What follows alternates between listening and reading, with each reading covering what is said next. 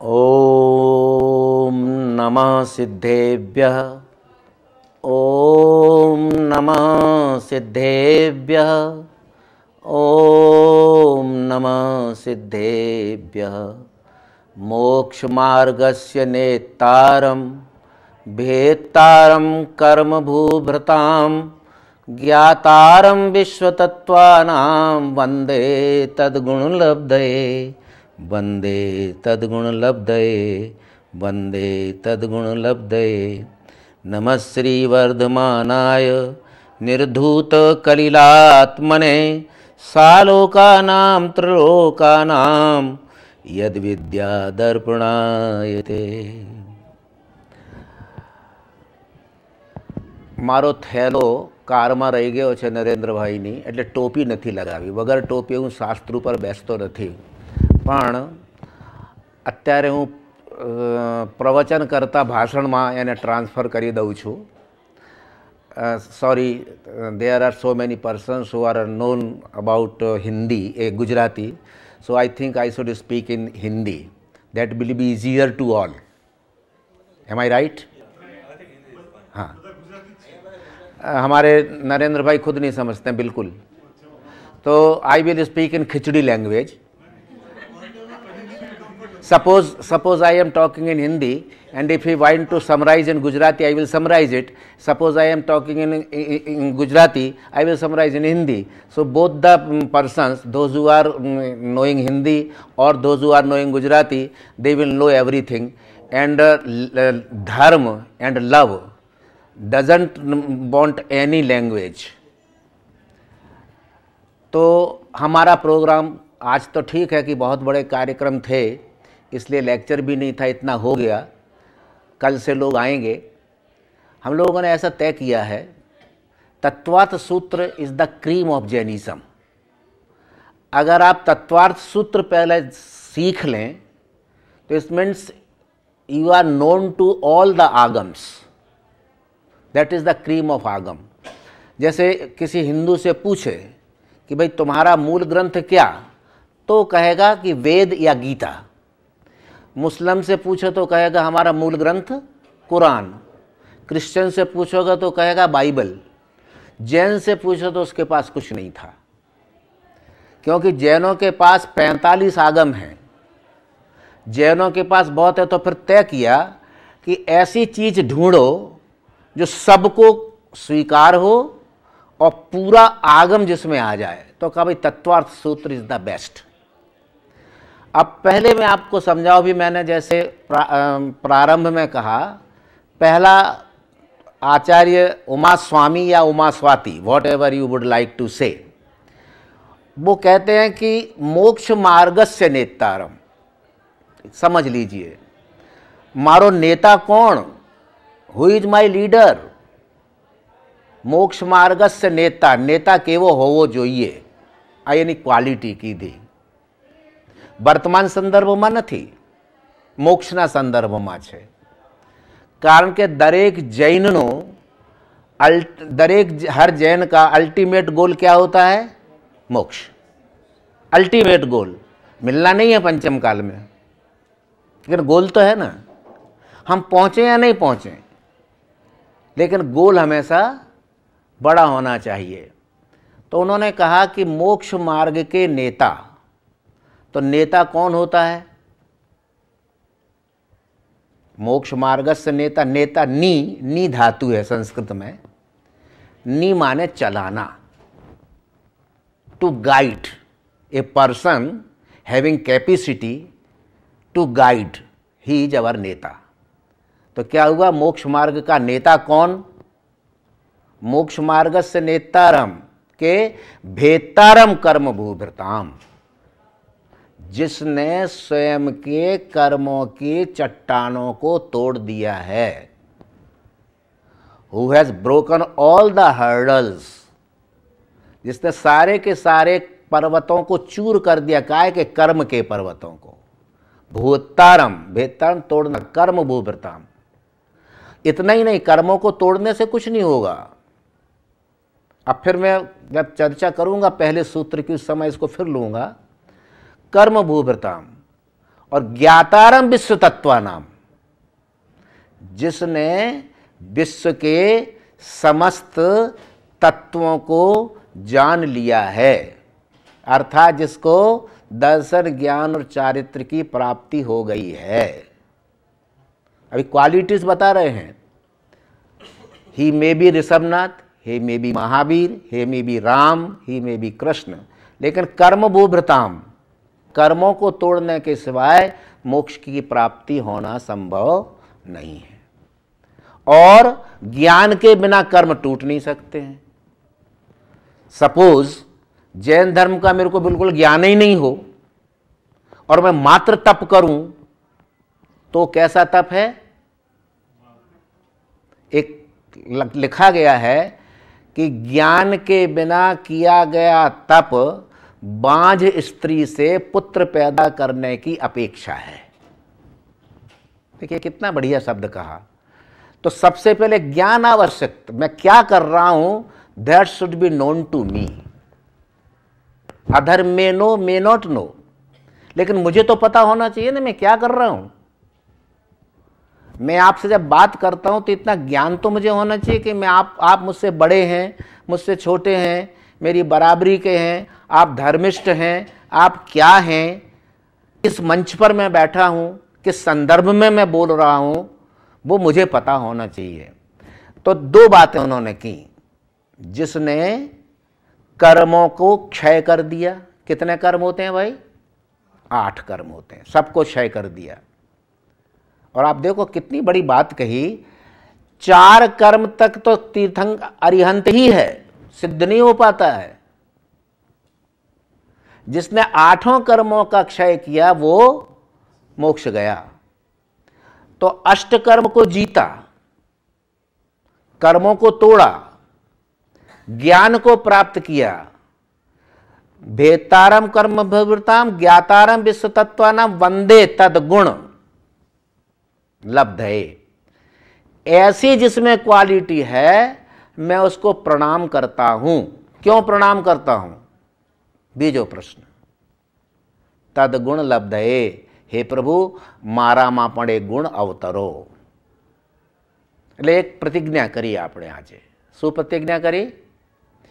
કે મારામાં ભગવાનના ગુણ અવતરવા જોઈએ।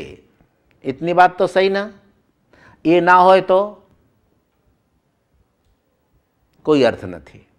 તો આપણે એમ નક્કી કર્યું છે કે રોજ મિનિમમ પોણો કલાક તત્વાર્થ સૂત્રમાં ટીચિંગ જેવું કરવું, અને પછી ધર્મ, ક્ષમા, માર્દવ, વાર્દવ તો ચાલ્યા જ કરશે।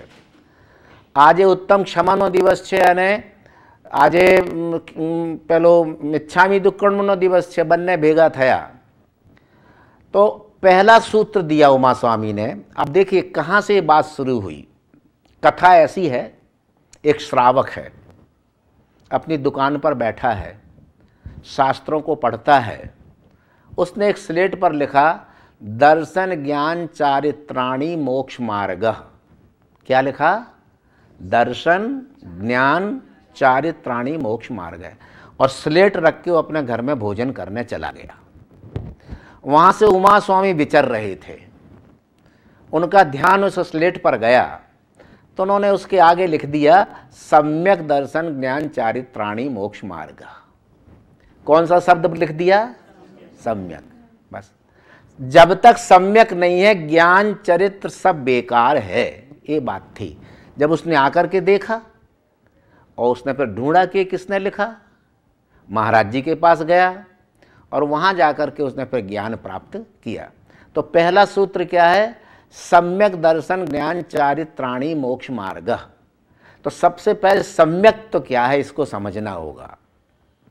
सम्यक्त की व्याख्या क्या होती है? सच्चा ज्ञान। सच्चा ज्ञान माने नॉलेज कैसा हो? बैलेंस्ड, विदाउट एनी वायस, कुछ नहीं, शुद्ध ज्ञान, परिशुद्ध ज्ञान। मैं आत्मा हूं ये ज्ञान होना, ये होना बहुत कठिन है, मुझे भी, आपको भी, मुनियों को भी। तो कहते हैं इसकी बैलेंस ज्ञान हो, सत्य ज्ञान हो, सच्चा ज्ञान हो, तो सम्यक्त की व्याख्या क्या की कि जहां पर आदमी ने संयम धारण करने का प्रारंभ किया वहां पर उसको सम्यक्त हुआ। तो कहा कि उसने कहा कि वो धर्म कौन सा होगा जब संयम होगा। तो समंत भद्राचार्य लिखते हैं कि देशयामी समीचीनम धर्म कर्म निवारणम संसार दुखतः सत्वान सधर्म उत्तमे धर्म। तो उन्होंने कहा कि जो संसार के दुखों से बाहर निकाल के उत्तम गति में आपको रख दे वो धर्म है, ये कहा उन्होंने। अब संसार क्या है? संसार का दूसरा नाम क्या है? मोह। इतने समझो, लड़के बच्चे नाती पोते मित्र वगैरह वो सब छोड़ दो, मोह एक शब्द याद रखना, मोह संसार है। और यो धरत उत्तम सुखे सधर्म, जो उत्तम सुख में ले जाए वो धर्म है। सुख क्या है? सुख की व्याख्या क्या अच्छे बिस्तर हैं, सुख की व्याख्या क्या अच्छे कपड़े हैं, सुख की व्याख्या क्या अच्छे पैसे हैं। अगर इन सब में सुख होता तो सब करोड़पति मोक्ष पहुंचते, हीरा का व्यापारी एक भी नहीं रहता यहां पर। तो क्यों उसने कहा कि सच्चा सुख इसमें नहीं है? तो उन्होंने कहा जोड़ने में दुख है, छोड़ने में सुख है। देखिए दोनों चीज सब देखिए, जोड़ने में दुख है और छोड़ने में सुख है। तो छोड़ना बहुत कठिन है, जोड़ना सरल है। जैसे कभी कभी हम महाराज श्री के दर्शन को जाते हैं तो कोई बाधा लेते हैं, तो कोई कहूँ महाराज 1 મહિના માટે આ લઉં છું, कोई कहूँ 2 મહિના માટે લઉં છું। શું કામ ભાઈ મહિના 2 મહિના આજીવન કેમ ના લેવાય? હવે મહિનો ક્યારે પૂરો થાય એની ગણતરી શરૂ થઈ જાય।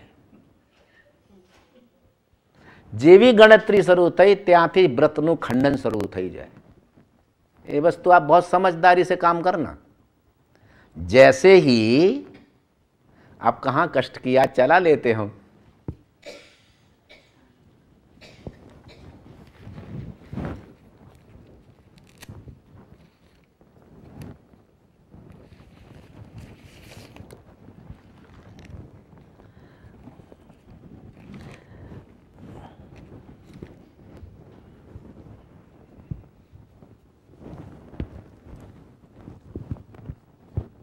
तो जैसे ही हम कहते सुख क्या है, तो एक बात अपन ने देखी कि सुख का मतलब है छोड़ना और दुख का मतलब है जोड़ना। हम दिन भर हाय हाय में लगे रहते हैं। तकलीफ हमारी ये है कि हमारे अंदर संतोष वृत्ति का जन्म नहीं होता है। जब आवे संतोष धन सब धन धूल समान। तो देखिए वहां पर सम्यक की अभी सिर्फ व्याख्या हो रही है। समता भाव जहां पर आए सो सम्यक्त है। इस चीज को बिल्कुल समझिए आप। अब समता भाव का मतलब, जैसे आज कहा कि भाई आज मिच्छामि दुक्कड़म सब करेंगे, आज उत्तम क्षमा का दिन भी है। व्हाट इज दिस मिच्छामि दुक्कड़म यार, उत्तम क्षमा? तो उसने कहा नहीं, पहले आदमी को अपने आप से क्षमा मांगनी चाहिए।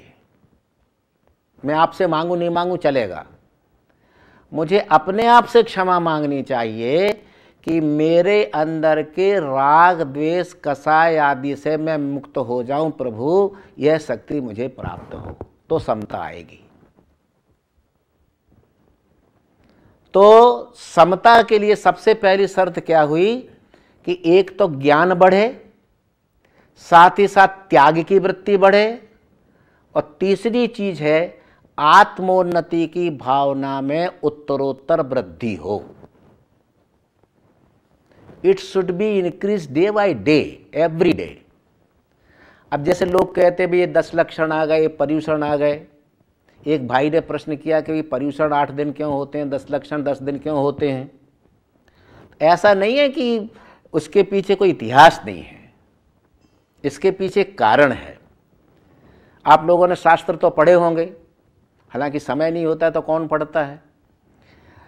तो जब हमारा दुखमा का अंतिम 6ठे काल के 8 दिन बाकी रह जाते हैं, सारा संसार लगभग खत्म हो जाता है, कुछ ही जोड़े बचते हैं, तमाम प्रकार के पापों का उदय हो जाता है, उस समय हम 8 दिन प्रयत्न करते हैं कि किसी भी तरह धर्म की भावना का उदय हो। और जब काल का व्यतीत होने का समय आता है, उस समय हम ये तय करते हैं कि आत्मा के 10 लक्षण हैं, उनका पुनः जन्म हो। चीज दोनों की एक है। एक कहते कि अंतिम क्षण जो आया है वह समाधि मरण का समय है। जैसे हिंदू लोग कहते गंगा जल डाल दो मुंह में, हम लोग कहते नमोकार मंत्र सुना दो। जिस आदमी ने जिंदगी भर नमो अरिहंताणम बोला ही नहीं, उसके कान में नमोकार मंत्र सुनाने का महत्व है क्या? तो आदमी को प्रारंभ से ही, इसको मैं यूं कहता हूं, ये 18 दिन जो हमारे हैं, इस संस्कारों को विकसित करने के दिन हैं। अब इसको कैसे आप देखें? आप लोग तो इसमें इंजीनियर बहुत से होंगे, डॉक्टर बहुत से होंगे, most of the persons are serviceman. तो आप एक ग्राफ बनाइए। ग्राफ बनाना तो सबको आता है। तो आप अपना खुद का मूल्यांकन कीजिए। जैन दर्शन की एक विशिष्टता ये है कि वो ये कहता है कोई किसी का मूल्यांकन नहीं कर सकता है, आदमी स्वयं का स्वयं मूल्यांकन करता है। देखिए ये कहा, स्वयं का स्वयं मूल्यांकन करता है। चोर को भी पता है कि वो क्या है, शराबी को भी पता है कि वो क्या है, और भक्त को भी पता है कि वो क्या है। तो जब सब अपने अपने लक्षणों को जानते हैं, तो उससे कैसे हम सुधरें, कैसे और आगे बढ़ें, इसका ज्ञान जिस दिन हो गया, उसी दिन आदमी में सम्यक्त की भावना पैदा हुई, उसी दिन पैदा हो जाएगी। तो कैसे हो? हमारा दुख का कारण ये नहीं है कि हमारे पास ये चीज नहीं है। हमारा दुख का कारण है कि पड़ोसी के पास ये चीज क्यों है, हम दुखी उससे हैं, उसको टालना है। जो आदमी अपनी वस्तु से संतुष्ट है, उस आदमी में कभी द्वेष भाव पैदा नहीं होता है। पूजा में आप पढ़ते हैं गाली सुन मन खेद ना आनो, ये पढ़ते बहुत हैं कि मुझे गाली सुनने के बाद भी दुख नहीं होगा। ऐसा होता नहीं है। लेकिन तो अब महावीर को ले लो, या पारसनाथ को ले लो, या ऋषभदेव को ले लो। मैं 3 उदाहरण जानबूझ के इसलिए दे रहा हूं कि प्रथम तीर्थंकर को 6 महीने आहार नहीं मिले, पारसनाथ पर कमठ का उपसर्ग हुआ, महावीर स्वामी पर इतने उपसर्ग हुए। तीर्थंकरों के भी अगर पाप के उदय क्षय नहीं होते हैं, तब तक उनको भी भोगना पड़ता है, जिसके कि 4 कर्म नष्ट हो गए हैं। जब उसे इतनी परेशानी हो सकती है, तो हमारा क्या हाल होगा? एक छोटी सी आप कहानी सुनते हैं। एक बड़ा मगरमच्छ है और उसकी आंख पर एक छोटी सी मछली बैठी है। मगरमच्छ के बड़े बड़े दांत हैं। कई मछलियां आती हैं, वो खाता नहीं है। देखिए, बड़ा मगरमच्छ हजारों मछलियों को खा सकता है, वो खा नहीं रहा है। वो छोटी मछली सोचती है अगर इतने बड़े बड़े मेरे दांत होते तो मैं इन सारी मछलियों को खा जाती। उस बड़े मगरमच्छ को पाप नहीं लगा जो खा सकता है, जिसने सोचा उसे पाप लगा, क्योंकि उसने किया नहीं। इसके बाद भी उसकी भावनाएं कलुषित हो गई, काली हो गई, ब्लैक हो गई, खराब हो गई। तो ये पूरा जैन दर्शन भावनाओं का दर्शन है। जैसे आपके भाव, जैसे तुलसीदास जी ने भी लिखा कि जाके मनहि भावना जैसी, प्रभु मूरत देखी तिन तैसी। अब एक कल्पना करो, मंदिर है हमारा, एक साहूकार जाके कहता कि प्रभु मेरे पूरे धन की रक्षा हो, ऐसा मुझे आशीर्वाद देना। चोर जा करके फिर दूसरी बार गया मंदिर में, तो वो कहता है प्रभु आज इस सेठ के घर में मैं चोरी करने जाऊं तो मुझे पकड़ मत लेना। अब बताइए भगवान किसका काम करेगा? किसी का नहीं करेगा। हर आदमी को अपने कर्म का को भोगना ही पड़ता है, भोगना ही पड़ता है। ऋषभ देव के पौत्र मरीचि, भरत के पुत्र, प्रभु से पूछा समोसरण में कि अगला तीर्थंकर कौन होगा, तो उन्होंने इशारा कर दिया मरीचि होगा। मरीचि को मात्र इतना अभिमान हुआ, मैं तो तीर्थंकर होऊंगा, बस इतना अभिमान हुआ। और 24 में मैं नंबर लगा, कितने भाव भटके वो। और हम अभिमान का पुलंदा बांध के बैठते हैं, आई एम समथिंग। तो वो आई एम समथिंग की जब तक भावना आपकी दूर नहीं होगी, तब तक कहीं सम्यक्त पैदा हो नहीं सकता। तो सम्यक्त पैदा करने के लिए, समता भाव पैदा करने के लिए सबसे पहले चौका साफ करना पड़ेगा, मन साफ करना पड़ेगा। गीता जैसों में भी कहा, मनेव मनुष्यानाम कारणम बंध मोक्षयो। मनुष्य का मन ही बंध का भी कारण है और मोक्ष का भी कारण है। तो कैसा मन है, इस पर बहुत बड़ा आधार है। तो जिसने अपने जिस भव में, हम लोग ये मानते हैं कि सबसे उत्तम भव मनुष्य जन्म होता है, देवता भी नहीं, स्वर्ग नहीं। गति कितनी होती हैं? 4 गतियां होती हैं और पंचम गति मोक्ष होती है। 5 गतियां हुई। तो 4 गति में हम लोगों ने सबसे अच्छी गति देव गति को मान लिया। हमारी गलती वहां हो गई। जैसे किसी के पिताजी गुजरते हैं तो क्या लिखा जाता है? पिताजी स्वर्गवासी थया, देव गति पाम्या। अब वो पिता शराब का धंधा करता था, दान चोरी का धंधा करता था, स्मगलिंग करता था। इसके बाद भी लड़के ने यही नहीं लिखा कि मेरे पिताजी नरकवासी हुए। पढ़ा कहीं आज तक? देव, क्योंकि हमने ये माना है कि देव गति श्रेष्ठ है। जैन दर्शन कहता है नहीं, देवत्व से किसी को मोक्ष नहीं मिल सकता है। देवत्व से मोक्ष नहीं हो सकता है। देवता कभी मोक्ष की साधना कर नहीं सकते। आ समझी लेजो, साधना मानसच करी सके, मानव भव। जब भगवान के 5 कल्याणक होते हैं तो तीसरा कल्याणक कौन सा है? दीक्षा कल्याणक। जब भगवान की पालकी उठाने का समय आता है तो देवताओं को मना कर दिया जाता है कि तुम नहीं उठा सकते हो, क्योंकि तुमने संयम धारण नहीं किया है। मनुष्य उठाते हैं। ये मानव भाव की ये है। और जितने भी मोक्ष गए हैं तीर्थंकर, वो स्वर्ग लोक से आकर के जन्मे हैं और फिर उन्होंने सब कुछ छोड़ा है। 24 के 24 राजा थे ना, राजा के लड़के थे। महावीर के कभी बात करेंगे आपसे। महावीर स्वामी मान लीजिए एक राजपुत्र हैं, हिंसा हो रही है, पशु बलि हो रही है, नर बलि हो रही है, सब कुछ हो रहा है, सब कुछ हो रहा है। वो एक राजा के पुत्रों के एक ऑर्डिनेंस तो निकाल सकते थे ना कि कल से जो हिंसा करेगा उसको फांसी पर चढ़ा दिया जाएगा। कर सकते थे कि नहीं? क्यों नहीं किया ऐसा? ये सोचिए, क्यों नहीं किया? क्योंकि महावीर ने ये सोचा था, मुझे आदमी का मन बदलना है, आदमी का चिंतन बदलना है, आदमी में आदमी के प्रति ही नहीं, जीव मात्र के प्रति समता भाव पैदा करना है। इसलिए उन्होंने इस बात को नहीं कहा। आप लोगों ने कल्पसूत्र कितनों ने सुना है, पढ़ा है? कल्पसूत्र कितनों ने सुना है? सुना है। एक बहुत बढ़िया दृष्टांत उसमें आता है कल्पसूत्र में। महावीर स्वामी तपस्या में बैठे, उनके ऊपर पहला उपसर्ग हुआ। इंद्र ने आके कहा, आपकी सेवा में हम 2 इंद्र नियुक्त कर देते हैं जो आपके ऊपर उपसर्ग नहीं होने देंगे।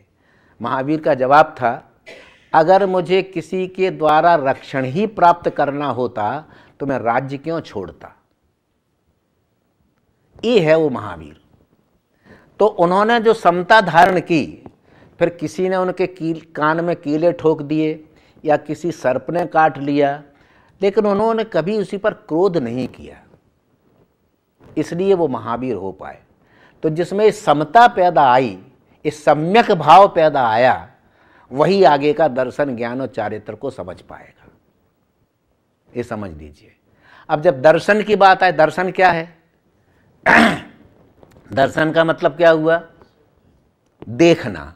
पहला काम हुआ देखना। तो कहते हैं कि दर्शन जब आता है तो कहते हैं कि जब तक मनुष्य को श्रद्धा नहीं बैठती है, तो उन्होंने एक श्लोक लिखा, श्रद्धा नाम परमार्था नाम माप्तागम तपोव्रताम त्रिमूढ़ा मूढ़ पष्टांगम सम्यक दर्शन मस्मयम। एक श्लोक आया कि 3 मूढ़ताओं से रहित, 8 अंगों से सहित जिसने दर्शन को प्राप्त किया, उसका सम्यक दर्शन हुआ। मैं जहां भी जाता हूं पूरा तत्वासूत्र पढ़ नहीं पाते हैं। 10 एक पूरा अध्याय पढ़ोगे तो सिर्फ पुण्य मिलेगा, ऐसा लोगों की मान्यता है। मैं इसको नहीं मानता हूं। मैं ये मानता हूं कि एक सूत्र भी अगर समझ में आ गया तो भी बहुत कुछ आ गया ज्ञान। तो उन्होंने कहा कि हमारे अंदर श्रद्धा कैसी हो, तो पहले उन्होंने कहा श्रद्धा नाम परमार्था नाम। देखिए, परम अर्थ, यहां परम अर्थ का मतलब क्या है? आत्मज्ञान, श्रद्धा सहित आत्मा का ज्ञान होना। अब श्रद्धा किसमें हो, ये दूसरा प्रश्न खड़ा हो गया। श्रद्धा किसमें होनी चाहिए? देव, शास्त्र और गुरु। देव, गुरु, शास्त्र में श्रद्धा होनी चाहिए। तो फिर देव की व्याख्या अब करनी पड़ेगी। कैसे हो देव? तो अपन ने पहले ही कहा कि मोक्ष मार्ग से नेतारम, ये देव का स्वरूप हुआ। जो हमको मोक्ष तक ले जाए वो देव हो सकता है। लोभ है क्या उनको कि मैं इतने लोगों को मोक्ष ले जाऊं? उन्होंने कहीं ऐसा वचन दिया है? ऐसा कुछ नहीं है। सबसे बड़ा यही मैंने आपसे कहा, जैन दर्शन कभी किसी को चलना सिखा सकता है, चला नहीं सकता है। चलना तो हमें ही पड़ेगा। आपको मार्ग बता दिया, ये मोक्ष का मार्ग है, जाना हो जाओ, नहीं जाना हो मत जाओ। रजनीश जी ने एक जगह बहुत अच्छा लिखा कि महावीर तो हो गए हैं, महावीर बन के क्या करोगे? तो उन्होंने कहा महावीर ने तो एक 3 तिराहा होता है ना, जहां पर 3 रास्ते मिलते हैं, उसको क्या कहते हैं? तिराहा कहते हैं, तिगड्डा कहते हैं। 3 रास्ता जहां भेगा था, ત્યાં एक फानस लटकाई दीधું છે, वहां एक लालटेन टांग दी है। आपको बोर्ड पढ़ना है कि किस ओर कौन सा जा रहा है, आपको जाना है बस। मैं कहता हूं वहां मत जाओ, तुम देख लो 3 बोर्ड लगे हैं, जहां तुमको जाना है वहां तुम तय कर लो और वहां जाओ। तो उन्होंने कहा सबसे पहले श्रद्धा नाम परमार्था नाम आप्तागम तपोव्रताम। आप्त माने कौन है? प्रभु। आप्त वचन माने जिनवाणी, आप्त वचन माने आगम। तो जिनवाणी पर जिनको श्रद्धा हुई, जैसे आप देखें जब हम शास्त्र के में प्रारंभ करते हैं तो एक यूं पढ़ते हैं, ओंकार बिंदु संयुक्तम नित्यम ध्यायन्ति योगिना कामदम मोक्षदम चैव ओंकाराय नमो नमः। ये तो हुआ देव का स्वरूप है ना। ओंकाराय नमो नमः। अविरल शब्द घनौगा प्रक्षालित सकल भूतल मल कलंका मुनिभिरुपासित तीर्थान सरस्वतीनो हरतूनो दुर्तान। ये हुआ शास्त्र का स्वरूप। अज्ञान तिमरान ध्यानान ज्ञानांजन सलाकया चक्षुरुन्मीलितम येन तस्मै श्री गुरुवे नमः। ये तीनों चीजें आ गई देव शास्त्र गुरु की श्रद्धा। तो आप्त के वचन में कभी शंका नहीं करना। भगवान की वाणी साची हसे, शास्त्रों में मैं केवल ज्ञान नु बात करी छे हसे। जिसको ऐसी शंका हुई तो माप्तागम तपोव्रताम त्रिमूढ़ा मोक्षमष्टा, 3 मूढ़ताएं, देव मूढ़ता, गुरु मूढ़ता और शास्त्र मूढ़ता, यानी मिथ्यात्व को। अभी उसकी मैं बात कर रहा हूं, 8 अंगों की बात, अपना भले एक ही अक्षर पूरा हो आज। तो 8 अंग कौन से हैं सम्यक दर्शन के? एक बात और समझ लें, जितने भी शास्त्रों की रचना हुई विश्व में, किसी भी धर्म के, वो किसके लिए हुई? आदमी के लिए। किसी गाय के लिए कोई शास्त्र नहीं लिखा गया, किसी गधे के लिए कोई शास्त्र नहीं लिखे गए, किसी हाथी घोड़े के लिए नहीं लिखे गए। क्यों? प्रकृति के जितने भी जीव हैं उसमें किसी ने अपने नियमों को तोड़ा नहीं है, इसलिए उनको शास्त्र की जरूरत ही नहीं है। और आदमी ने नियमों को कभी पालन नहीं किया, इसलिए उनको शास्त्र की जरूरत है। ये सिंपल व्याख्या हुई। आदमी ने कभी नियमों का पालन ही नहीं किया, क्योंकि धर्म को अगर एक वाक्य में कहना हो, आदमी को आदमी बनने की जो शिक्षा दे वो धर्म, बस। आदमी को आदमी बनने की शिक्षा जिसमें मिल जाए वो धर्म। इसलिए हमने इतने दुनिया की बातें लिखी। आपको 11 गणधरों की कहानी पता होगी। गौतम गणधर से लेकर लास्ट तक जब पहुंचते हैं, सबके मन में क्या शंकाएं हैं। हमारे यहाँ होता क्या, तकलीफ ये है, श्वेतांबर भाइयों का ये है कि उन्होंने कहा भाई तुम तो कल्पसूत्र सुना दो, पुण्य मिल जाएगा। हमारे यहाँ कि तत्वासु सुना दो, पुण्य मिल जाएगा। मैं कहता हूँ दोनों मिथ्यात्व में जी रहे हैं। सुनने से कुछ नहीं होता है, जब तक आप समझेंगे नहीं, जीवन में उतारेंगे नहीं, तब तक सुनना व्यर्थ है। तो मैंने कई जगह पर्यूषण में कल्पसूत्र पढ़ाया है, तो उसमें मैं गणधरवाद के जो 11 गणधरों ने प्रश्न पूछे हैं, उन 11 गणधरों के प्रश्नों को लेके मैंने एक किताब बोस्टन में लिखी थी, गणधरवाद। मात्र 32 पानामा, 32 पेज उसके गुजराती में थे, 32 पेज उसके इंग्लिश में थे। वो बोस्टन वालों ने 2 एडिशन छापी उसकी। गणधरवाद अगर आप पूरा समझ लें कल्पसूत्र का, तो आपको 45 आगम समझ में आ जाएंगे, ये मेरी गारंटी है। लेकिन अपने को वही नहीं समझना। अपने को तो महावीर की कथा पढ़ ले, पारसनाथ की कथा पढ़ ले, नेमिनाथ की कथा पढ़ ले, और इसके बाद जय कल्पसूत्र की जय, जय तत्वात सूत्र की जय। इससे क्या? आदमी जय किसकी बोलना चाहिए? खुद की। खुद माने आत्मा की। देखिए बहुत गहराई में गए उस वहां पर, वो 8-7 तत्वों में। तो उन्होंने कहा 3 मूर्ताओं को दूर कर दो, मिथ्यात्व में मत जाओ। जादू टोना। अब आप देखो, जहां पर जैन मंदिर नहीं है, जैन सेंटर नहीं है, कॉमन सेंटर हैं जहां पर हिंदू मंदिरों के साथ छोटे छोटे सेंटरों पर भी मैं गया हूं, तो वहां पर मैं उनसे ये कहता हूं, जैसे बहुत पहले जब मैं ऑरलैंडो गया तो वहाँ पर टेम्पल नहीं था, तो वहीं पर सब वो बैठते थे जहाँ पर हिंदू टेम्पल था, उसमें एक छोटे से जगह महावीर भी बैठते थे। तो मैंने कहा यार एक बात समझ में नहीं आई, यहाँ पर एक काली माता भी बैठी हैं, तलवार लिए दुर्गा भी खड़ी है, यहीं पर एक बेचारा महावीर तपस्या कैसे कर पाएगा? कुछ तो सोचो। समाज को बुलाया, बैठे लोग, मंदिर अब तो 2 बन गए वहाँ, एक की जगह मंदिर भी बन गया और 13 पंथ वालों का बहुत बड़ा आचार्य तुलसी का महाप्रज्ञ का सेंटर भी खुल गया। हमारा कहने का मतलब यह है कि महावीर के साथ आप किसी को विश्व में बैठा ही नहीं सकते हैं, क्योंकि रागी और वीतरागी, इन 2 का भेद आपको समझना होगा। रागी पूज्य नहीं हो सकता है जब तक आप वीतरागता में नहीं जाएंगे, और रागी को पूजेंगे तो वीतरागता आएगी नहीं। भाई वीतराग का मतलब है विगत राग यस्य सा वीतराग, जिसके अंदर के तमाम राग और द्वेष खत्म हो गए हैं वही वीतराग हो सकता है। अब एक शब्द और आप पकड़ो, वीतराग क्यों कहा, वीत द्वेष क्यों नहीं कहा? भगवान ने राग और द्वेष छोड़े तो हमने वीत राग तो कहा, वीत द्वेष क्यों नहीं कहा? बताइए।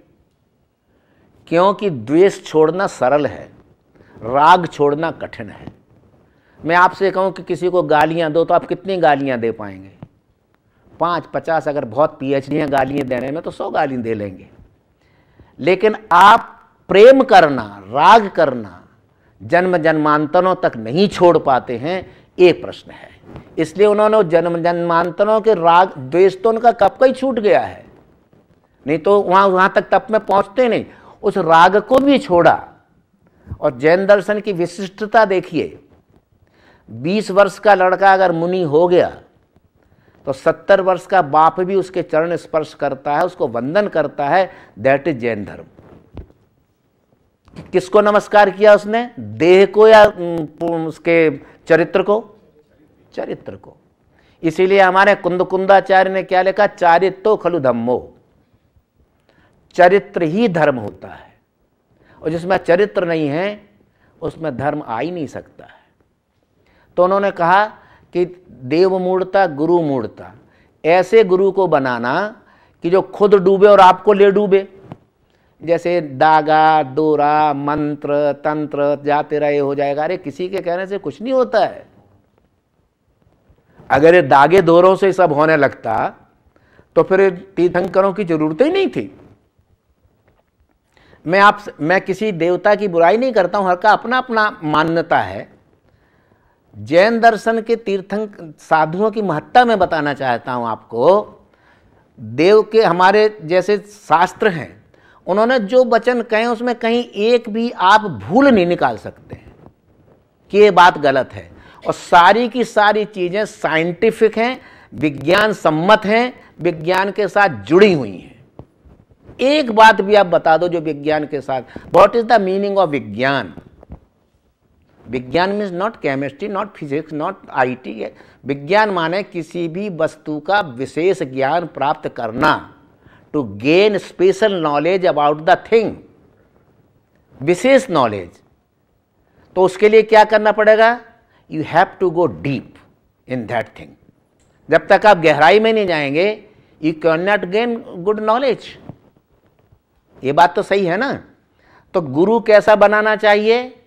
जो मोक्ष मार्ग तक ले जाए, ऐसा गुरु चाहिए। और शास्त्र, कुशास्त्र और सुशास्त्र। साहित्य की व्याख्या करते हुए मम्मट ने कहा कि जो सत्संग की ओर ले जाए वो साहित्य है, जो सत्संग की ओर ले जाए वो साहित्य है। लेकिन दुर्भाग्य है कि धर्म की किताबें आप 1000 छपा लो तो बांटनी पड़ती है, लेने वाले भी तैयार नहीं होते हैं। और काम शास्त्र की, भोग शास्त्र की, गुनाह की, जिसको क्राइम की, इनकी किताबें छापा तो स्टॉल में स्टॉक नहीं रहता है। Why it is happening? क्यों ऐसा हो रहा है? क्योंकि हमारे दिमाग में धर्म के प्रति आस्था घटती जा रही है। आप समझ लीजिए, इस बात को मैं भी स्वीकार करूंगा, आप भी स्वीकार करेंगे। मैं आपको तत्वास्तुत पढ़ने को दूंगा तो आपका सिर दुखेगा, और मैं आपको कोई ऐसी रानी केतकी की कहानी पढ़ने को दे दूंगा तो आप 2 घंटे में पढ़ लेंगे। इसलिए मैं कभी भी प्रवचन में बहुत कथाएं नहीं कहता हूं।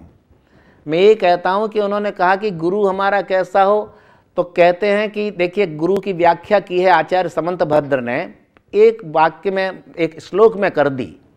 विषयासा वसाती तो निरारंभो परिग्रह, ज्ञान ध्यान तपो रक्तस तपस्वी स प्रशस्यते।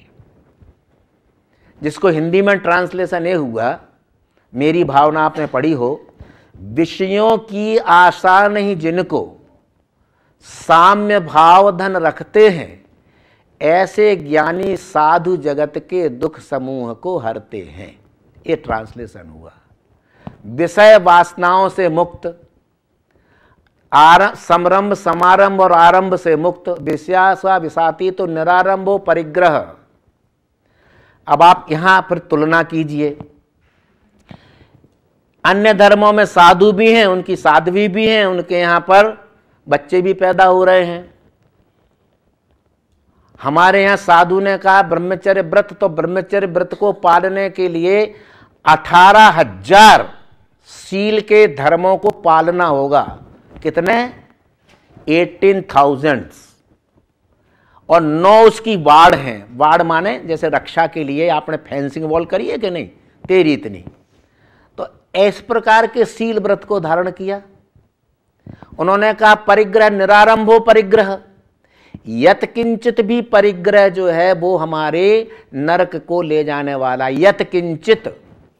इसलिए परिग्रह को उन्होंने बिल्कुल त्याग दिया।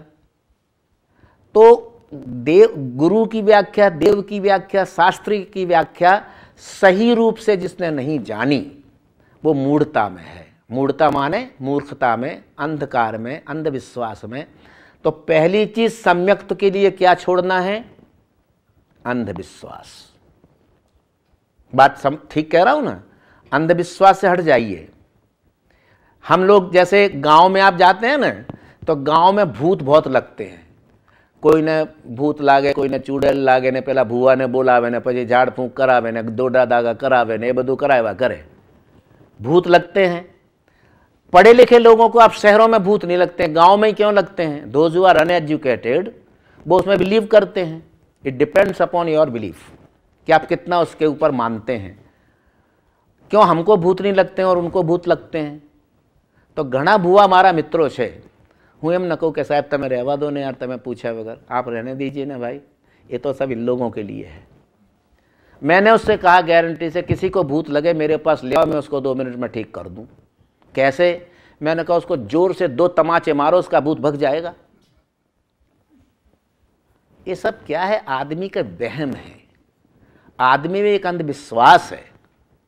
जैसे हम मानते हैं भाई फलाना दिवस आ करिए तो शुभ है, आपने पंचांग में बताया भी ने फलाणो दिवस सारो ने ढेकणो दिवस सारो, तो પછી खराब, तो आ दिवसों बनाव्या શું કામ? जो कोई दिवस सारा दिवस बनावा था ना 2-3 7 दिवस શું કામ बनाव्या? एक आदमी ने पूछा प्रभु मैं कब मरूंगा? उन्होंने कहा 7 दिन में तू मर जाएगा। क्या कहा? 7 दिन में मर जाएगा। तो आदमी घर जा करके उसने खाना पीना छोड़ दिया, वो तो बीमार हो गया और एकदम दुबला होने लगा और उसने सब कुछ खत्म होने लगा उसका। उसकी पत्नी ने पूछा, बच्चों ने पूछा कि पिताजी बात क्या है? बोले महाराज ने कहा तू 7 दिन में मर जाएगा।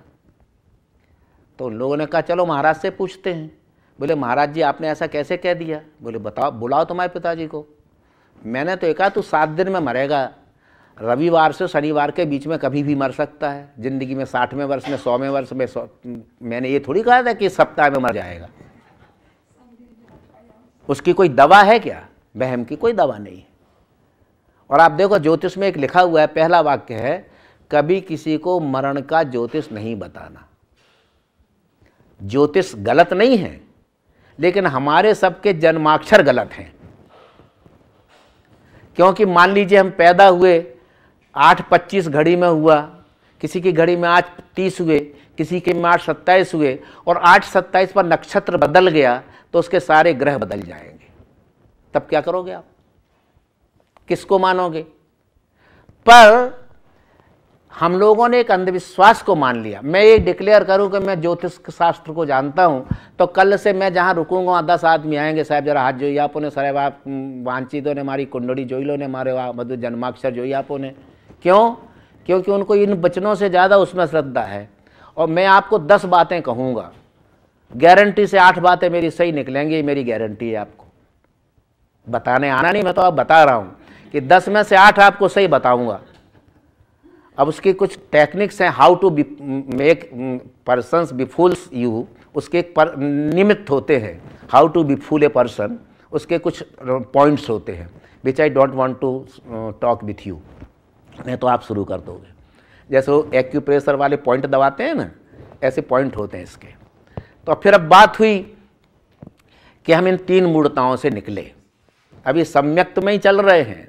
अभी उसका पहला अंग आया, अब त्रिमूढ़ा पोड मस्तंग आप ऊब जाओ तो बता देना, मैं बंद कर दूंगा। क्या थके हुए अगर आप हैं, अपने अभी बहुत समय नहीं हुआ, 1/4 घंटा हुआ है, 15 मिनट और कर लेता हूँ मैं, फिर होगा तो कल कर लेंगे, कोई चिंता नहीं है।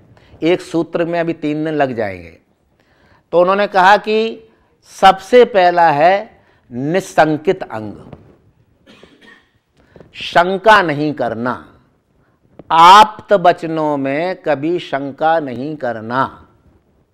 अब इसमें झगड़ा कहाँ होता है? झगड़ा बताऊं आपको।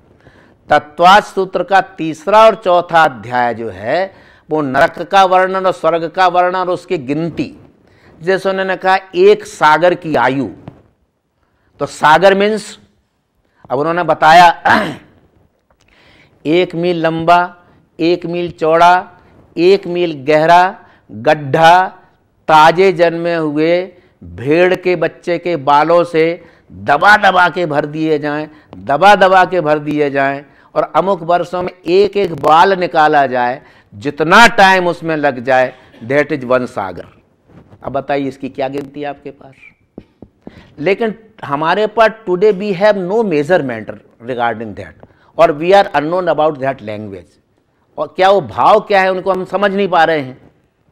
तो वहाँ पर कहते हैं कि उनको मान लीजिए, जैसे एक बार क्या हुआ, नायरोबी में हमको एक प्रश्न वो पढ़ना था पेपर जैन कॉस्मोलॉजी।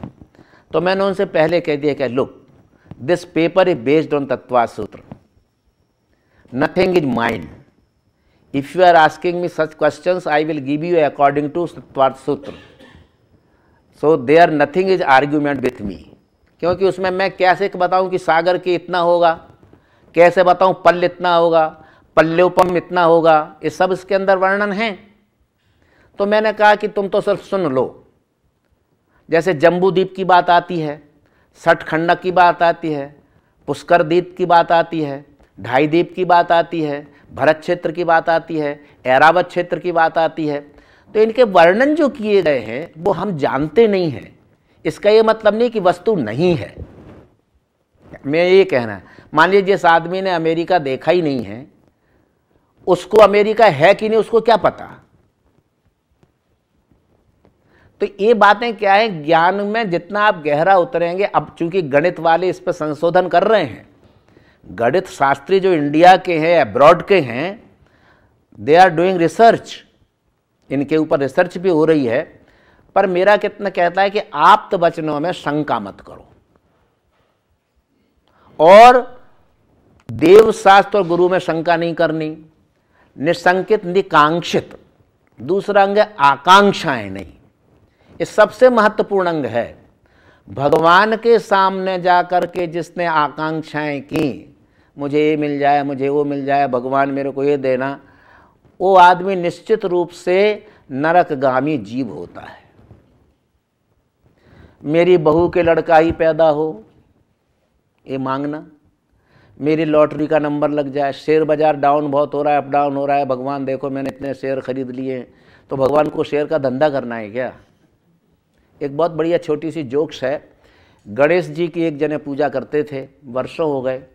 एक दिन गणेश जी खुश हो गए, मांग बेटा मांग। बोले प्रभु मेरे पास एक गाड़ी तो है, BMW तो है, नई गाड़ी कोई आई हो चाहिए मेरे को, दिलवा दो। तो गणेश जी हंसने लगे, बोले भाई बेटा, हजारों वर्षों से मैं तो चूहे पे बैठ के चल रहा हूँ और तू मेरे से गाड़ी मांग रहा है। जिसके पास चूहा ही है वो गाड़ी कहाँ से दे देगा तेरे को। तो अब हम बीतराग से मांगने गए। जिस आदमी ने कपड़े तक छोड़ दिए, जिस आदमी ने सोना और चांदी का त्याग कर दिया, जिस आदमी ने पुत्र पत्नी आदि सबको छोड़ दिए, उससे हम कहते हैं कि बच्चा देना और लॉटरी की टिकट लगवा देना। इससे बड़ी मूर्खता और क्या हो सकती है। ये है मूर्खता का उदाहरण। कभी अब मांगो, अब आए तो क्या करें, मांगो, एक ही बात मांगिए, हे प्रभु जिस मार्ग पर आप चले हो उस मार्ग पर चलने की मुझे शक्ति दो। इसके सिवा जो भी मांगता है वो भिखारी होता है। इसके सिवा जो मांगता है वो भिखारी होता है, ये समझ लीजिए। भगवान के पास जाना है, भगवान के दर्शन कैसे करना, कल अपना विषय ये रहेगा साथ में ही। तो वहाँ पर हम ये दूसरे अंग को ही पूरा करेंगे। अभी दूसरा अंग क्या है, आकांक्षा मत करो, मांगो मत। मांगने से कुछ नहीं मिलता है। भिखारी मांगता है और वो कहता क्या है, देवे उसका भी भला और नहीं देवे उसका भी भला। और बम्बई में तो आप जानते हैं भिखारियों के बैंक में बहुत बढ़िया अकाउंट हैं। एक भिखारी ने एक से कहा कि भाई कुछ भिक्षा दे दो, उसने 100 रुपये की नोट दी। बोले क्या साले 100 रुपये की नोट देता है, पेट्रोल के भाव तो 80 रुपये लीटर हो गए, मैं अपनी गाड़ी में पेट्रोल 1 लीटर भी नहीं डलवा सकता हूँ।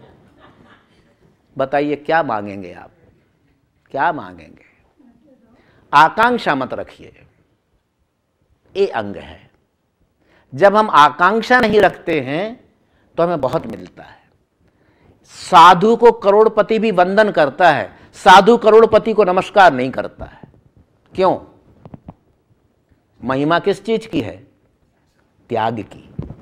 महिमा किस चीज की है? त्याग की।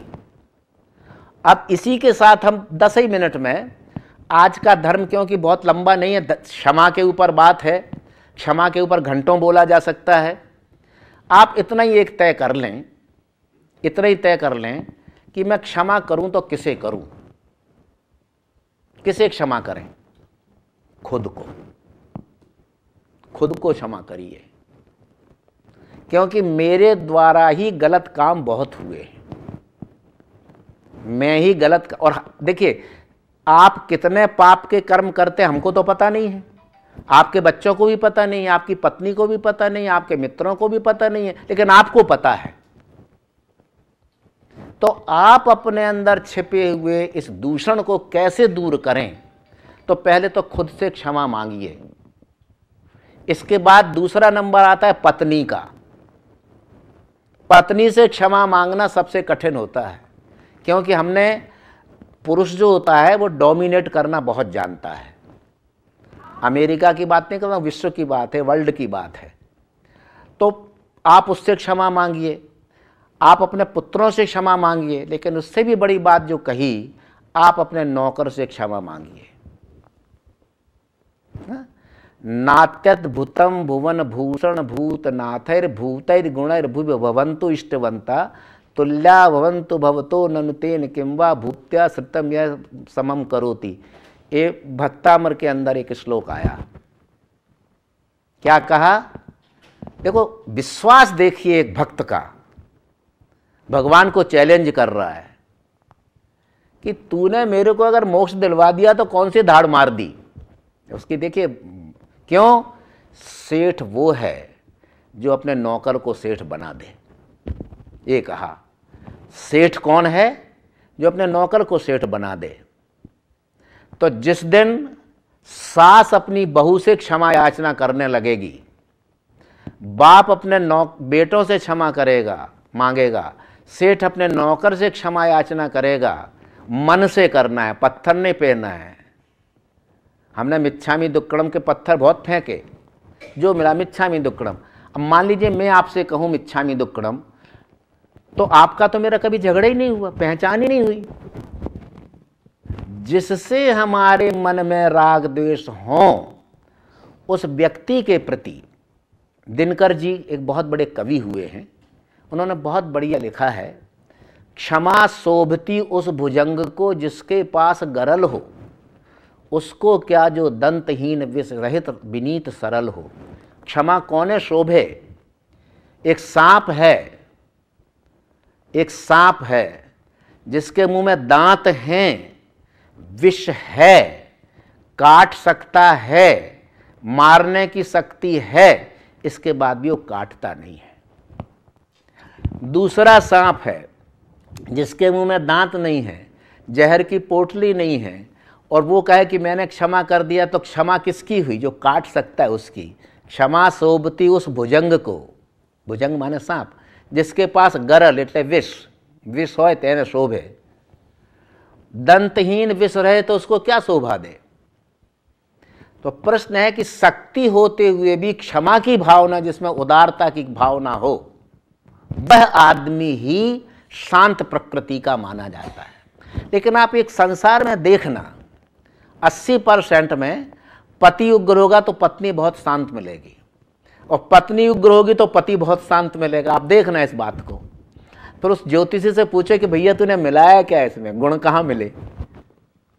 तो मेरे से एक ने पूछा गुण किसके मिलाना चाहिए? मैंने कहा लड़की के गुण उसके सास से मिलाना चाहिए। सासू जी नहीं साथे गुण मेड़वो, सासू जी नहीं साथे फावे तो घर चाल्यू, नहीं तो बंद। जो हम लड़के और लड़कियों के गुण मिलाते हैं, तो अब आजकल तो हो गया कि ब्लड टेस्ट कराना चाहिए। अब तो नई वैज्ञानिक थ्योरी आ गई है कि ब्लड टेस्ट कराओ, नेगेटिव पॉजिटिव क्या है। क्यों? कि नहीं तो आप देखो झगड़ते ही रहते हैं।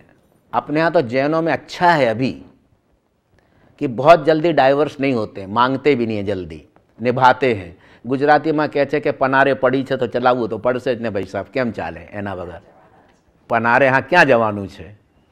तो वो बात है यहाँ पर कि आप उनको क्षमा कीजिए जो आपके आश्रित हैं, जिनको आप सता सकते हैं, आप नौकरी से हटा सकते हैं। मान लीजिए आपके नौकर ने एक दोष किया, तो आप उसको समझाइए, एक बार समझाइए, 2 बार समझाइए, 3 बार समझाइए। अगर आपको लगे कि बदमाशी करता है और हटा दें तो फिर कोई पाप नहीं है।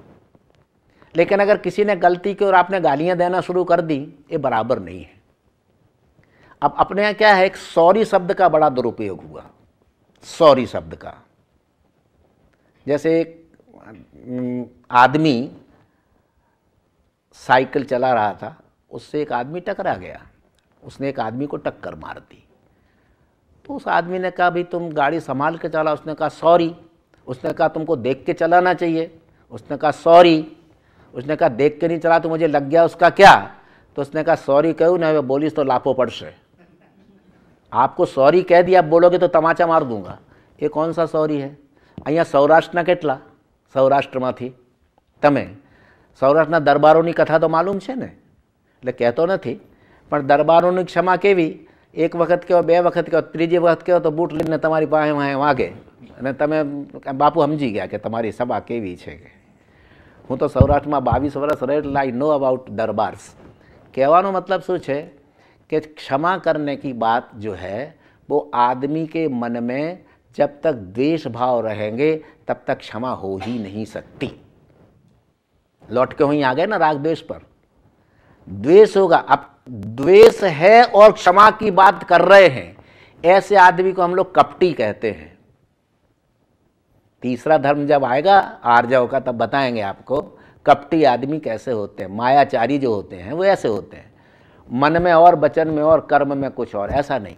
जिसके मन वचन काय की एकाग्रता है, जिसके मन में किसी के प्रति दुर्भाव नहीं है, जिसके मन में दूसरों के प्रति सद्भाव है, जिसका हृदय में दया है, करुणा है, वही आदमी क्षमा कर सकता है, दूसरे की शक्ति नहीं है। आज आपको 1 घंटे में इतनी बात कही। मैं वैसे तो 1.5 घंटे बात करना थी, लेकिन बहुत से लोग थके हुए भी हैं दिन भर के। कल से पूरा 1.5 घंटा चलेगा, 1.5 के 1.25 हो सकते हैं, 1.25 नहीं होगा, क्योंकि अभी हमने आधा सूत्र कर पाए हम। ठीक है, तो जिन मित्रों को इंटरेस्ट हो उनको बता दीजिएगा। वैसे आपने ईमेल तो सबको कर ही दिए हैं। मैंने इनसे स्पेशल कहा था कि भी तत्वाद सूत्र is not for only Digambars, it is for all Jains. तो आप अपने पड़ोसियों से भी कहिए। तत्वाद सूत्र का कल से हम बाकायदा इसमें से आपको अर्थ जितना हमको स्वयं पता है। तीर्थंकर वाणी कितने के घरों में आती थी आपके? तो मैंने 7 अध्याय तक तीर्थंकर वाणी में पूरे 7 अध्याय पढ़ाया है। आओ बच्चों तुम्हें पढ़ाएं, हिंदी में, गुजराती में बाल जगत, अंग्रेजी में यंग लर्नर्स कॉर्नर। 7 अध्याय સુધી 4 છોકરાઓ બેઠા છે, એ લોકો પ્રશ્ન કરે, મારે ઉત્તર આપવાના। અને એ જ વસ્તુને જે વિદ્વાનો માટે છે એને નાના છોકરાઓ માટે केवी रीते समझावी शकाय। जो बड़े बुजुर्गों के लिए, विद्वानों के लिए है, उस बात को 4ठी कक्षा का और 8वीं कक्षा का विद्यार्थी कैसे समझे, वो मेरी एक बात थी। जैसे मैंने एक पुस्तक लिखी कर्मवाद, तो कर्मवाद में मैंने 8 कर्मों की चर्चा मुश्किल से 16 पेज में की और 8 बच्चों की कहानियाँ बनाई और एक कर्म के साथ एक कहानी लिख दी, एक कर्म के साथ एक कहानी लिख दी। तो आप मानेंगे नहीं, 3 महीने के अंदर 1000 कॉपियाँ बिक गई। मतलब क्या है कि आप किसी भी चीज़ को सरल बताइए। अब हम बड़े बड़े शब्दों का प्रयोग करें। मैं जब गुजरात विद्यापीठ में जैन चेयर का चेयरमैन था तो उस समय मैंने एक डिक्शनरी बनाई थी कि जैन शब्द जो हैं उनके सरल गुजराती क्या हो सकती है। एक किताब मैं अभी लाया हूँ, ग्लोसरी ऑफ जैन टर्म्स, भाई साहब के यहाँ दी है। उसके अंदर लगभग 3-4 हज़ार शब्द हैं जो हमारे जैन धर्म के मूल आगमिक शब्द हैं। उनकी इंग्लिश क्या हो सकती है, उसकी हिंदी क्या हो सकती है, वो हम लोगों ने, डॉक्टर नंदलाल जैन ने उसको लिखा था। डॉक्टर ललित भाई शाह आपके यहीं के एलए के थे, आपने नाम सुना होगा। He was the first president of जैना। हम लोगों ने मिलकर के वो काम किया था। तो थोड़े से हमको अपने टेक्निकल वर्ड्स भी समझना चाहिए। Every word could not be translated. हर शब्द का ट्रांसलेशन नहीं होता है। मुकुंद भाई का क्या ट्रांसलेशन करेंगे, चंद्रशंकर का क्या ट्रांसलेशन करेंगे? तो some technical words are there which can not be translated. तो हमको टेक्निकल वर्ड्स भी थोड़े से जैन होने के नाते आना चाहिए। मैंने अभी बात हुई कि जैन चेयर यहाँ पर कहीं खुल रही है, तो मैंने उनसे कहा कि उनसे कहिए कि आप एक पेपर प्राकृत का जरूर करें, अर्धमागधी का। भले उसको आप इंग्लिश मीडियम में पढ़ाइए अर्धमागधी को, लेकिन अगर आप अपने शास्त्रों की जान तक पहुंचना चाहते हैं तो you should know the original language of the शास्त्र। तो ये सब हम लोगों को भी, बच्चों की हमारे यहाँ पाठशालाएँ लगती हैं, हम पढ़ाते हैं, लेकिन हमारा पाठ्यक्रम जो है वो कहीं कहीं इतना अव्यवस्थित है। हम बच्चों से पूछते क्या पढ़ते, बोले कर्मवाद पढ़ा। अरे भाई तुमको पहले नमोकार मंत्र का अर्थ तो समझो, 7 तत्व तो समझो, 9 तत्व तो समझो, 12 तप तो समझो, 12 व्रत तो समझो, ये सप्त व्यसन तो समझो, अष्टमूल गुण तो समझो, अष्ट माताएं तो समझो, इतना सब समझो, इसके बाद तुम कर्मवाद पर जाओ। तो ये बातें क्रम से अगर पढ़ाई जाए तो बोर नहीं होगा आदमी। अब हम जैसे मान लीजिए 4ठी कक्षा के लड़कों के एमए के कोर्स की बात पढ़ाना शुरू कर दें तो क्या होगा, वो पढ़ेगा कि अब बाप ने भेजा है तो चलो भाई पाठशाला चलते हैं, गेट टुगेदर तो होगा कम से कम। तो मैं ये समझता हूँ कि इन संस्कार के दिनों में लड़कों को भी हम मंदिर में लाना शुरू करें। हम उनकी ज़बान में बात करेंगे, उनकी सरलता से बात करेंगे। हम उनको धार्मिक नहीं बनाना चाहते हैं, हम उनको मोक्ष भी नहीं भेजना चाहते हैं, लेकिन हम उनको ये संस्कार सिखाना चाहते हैं कि माँ बाप क्यों पूज्य हैं, देवता क्यों पूज्य हैं, अच्छी किताबें क्यों पढ़ना चाहिए, how to behave with persons. ये बातें भी अगर सीख जाए तो आदमी धर्मिष्ठ हो गया। मात्र 3 घंटा आप पूजा में लगाए और चौथे घंटे में आप लड़ना शुरू कर दें। कभी कभी पूजा में क्या होता, झगड़ जाते हैं लोग, भाई पहले आ पूजा करवानी, पहले कहना पहले आ करवानी, तू आ भूल गया। बोले भाई तू तारी पूजा करने सो काम लोगों ने एम परेशान करे। तो इस तरह यदि हम करेंगे तो मैं समझता हूँ कि व्रत आराधना का कुछ फल मिलेगा। और अगले वर्ष में आऊँ या ना आऊँ, आप अपना ग्राफ देखिए कि साल भर में आपने कितनी ऊंचाइयाँ प्राप्त की। खुद देखना है, कोई किसी का निरीक्षण नहीं करेगा। आपको देखना है कि मैं गत वर्ष था वहाँ से कितना आगे बढ़ा। बस आप 28 करें, मार्क्स श्रवण करें, लेकिन आप ये अपेक्षा मत रखिए कि कोई मुझसे कहे हो तो मैं वो महान छो। ये अपेक्षा की आपका व्रत खंडित हो गया। ये सूक्ष्म बातें हैं, इसकी चर्चा करेंगे। जय जिनेंद्र।